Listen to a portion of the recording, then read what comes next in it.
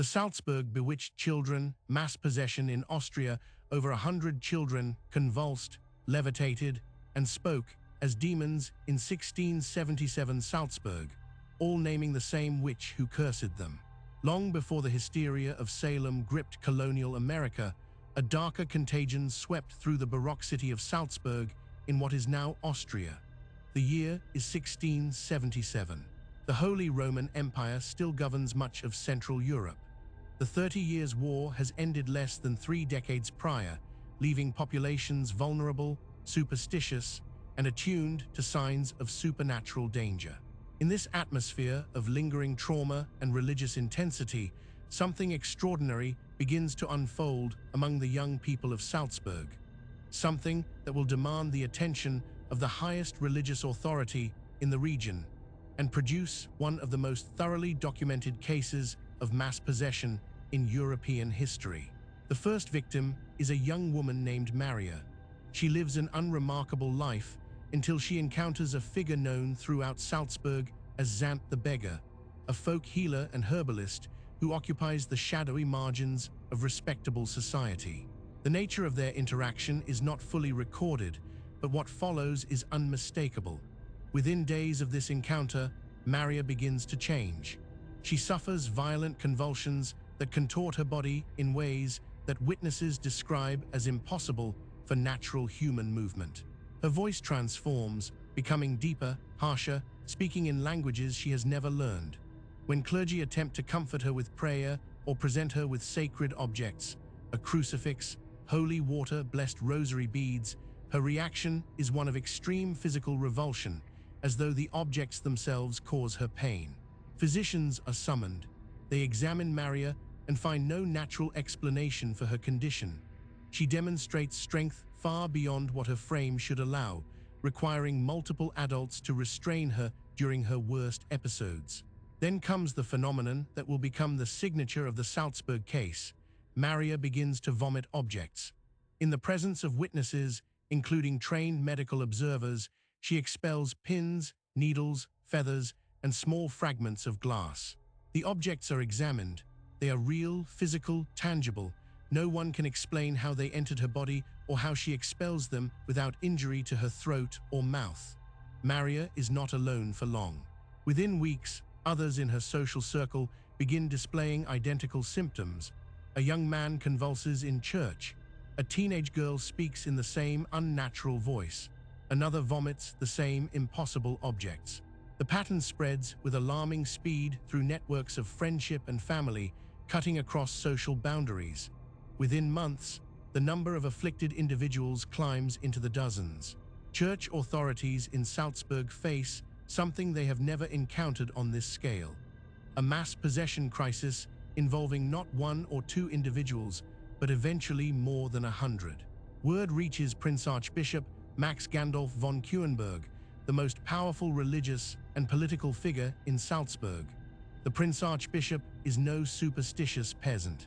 He is an educated nobleman, a sophisticated administrator, and a leader who understands that his response to this crisis will be scrutinized by both secular and religious authorities across the empire. He makes a decision that will define the case. Rather than allow the situation to spiral into mob justice or witch panic, he will impose institutional order.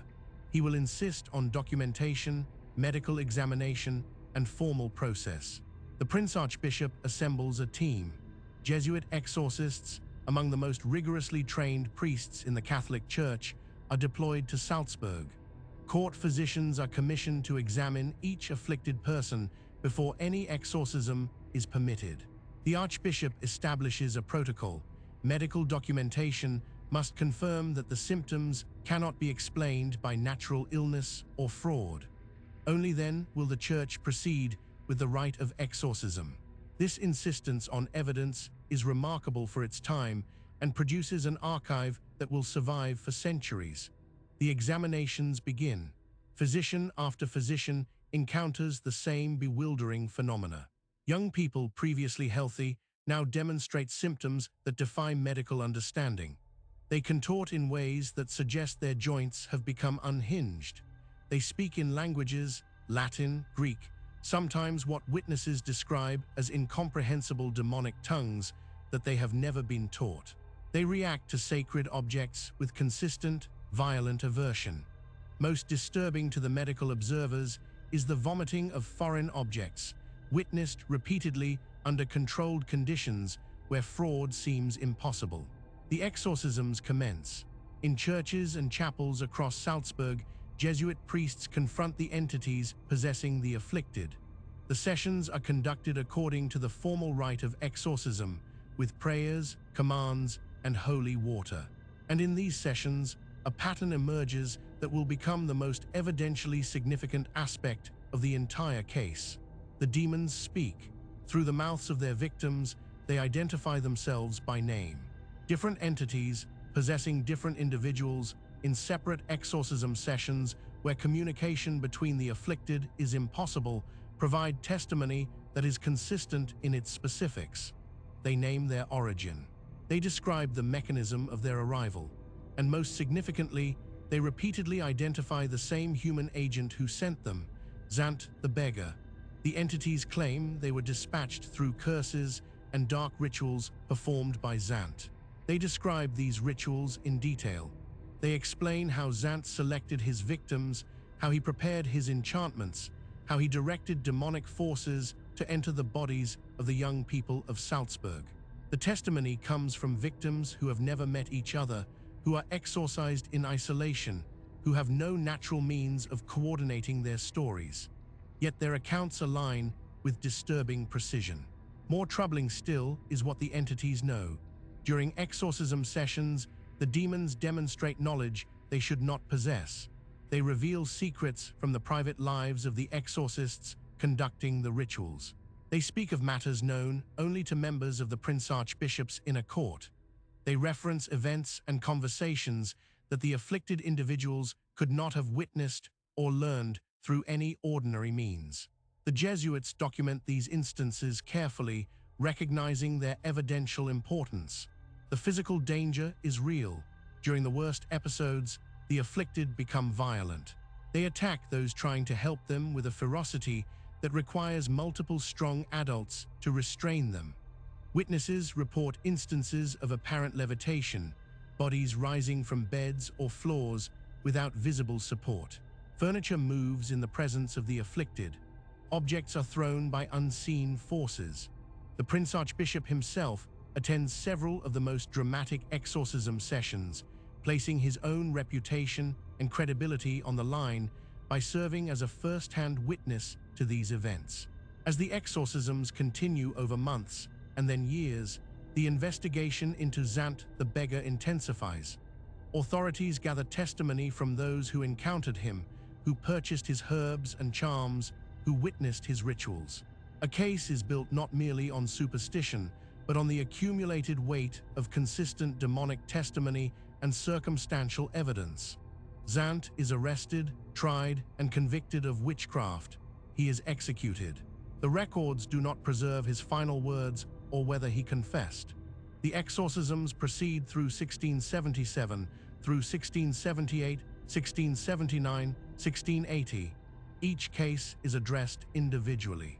Each afflicted person receives medical examination, formal exorcism, and careful documentation of the outcome. The process is methodical, institutional, designed to withstand scrutiny, and slowly the tide turns. One by one, the victims are delivered, the demons are cast out, the convulsions cease, the impossible knowledge stops, the vomiting of foreign objects ends. By 1681, the crisis is resolved. The last of the major cases is documented as successfully exorcised.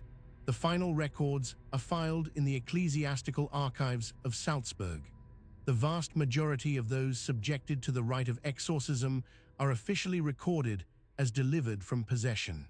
A small number of cases remain unresolved or later recur, and these outcomes are noted with the same careful attention as the successes. The Prince Archbishop has maintained order, preserved institutional credibility, and produced a documentary record of remarkable thoroughness.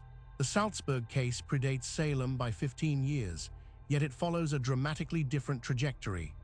where Salem will descend into accusation, trial, and execution of the accused witches, Salzburg directs its institutional response toward the victims themselves, treating possession as a condition to be healed rather than evidence to be prosecuted.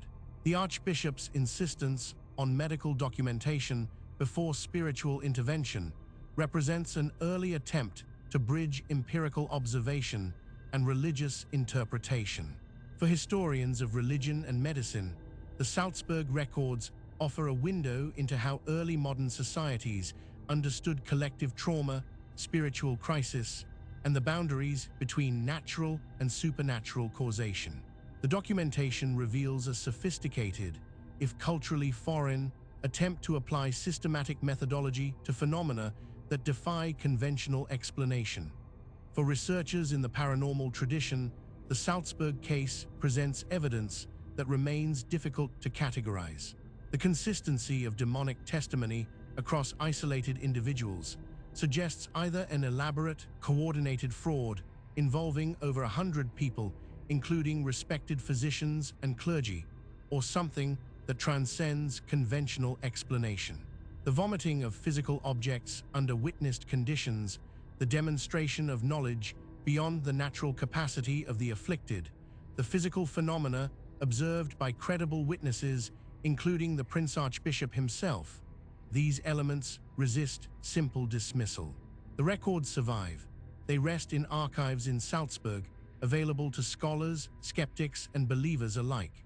They document a moment when an entire community confronted something it understood as genuinely supernatural, responded with institutional rather than mob justice, and preserved its response for future generations to examine and interpret. The Salzburg bewitched children case stands as a testament to how our ancestors confronted the inexplicable with the tools available to them: faith, reason, documentation, and the courage to face what they believed were forces from beyond the natural world. If you found this case compelling, subscribe to Vanishing Roads for more documented paranormal investigations from around the world. This story was created with AI assistance based on documented case files. All events reference real investigations and reported incidents.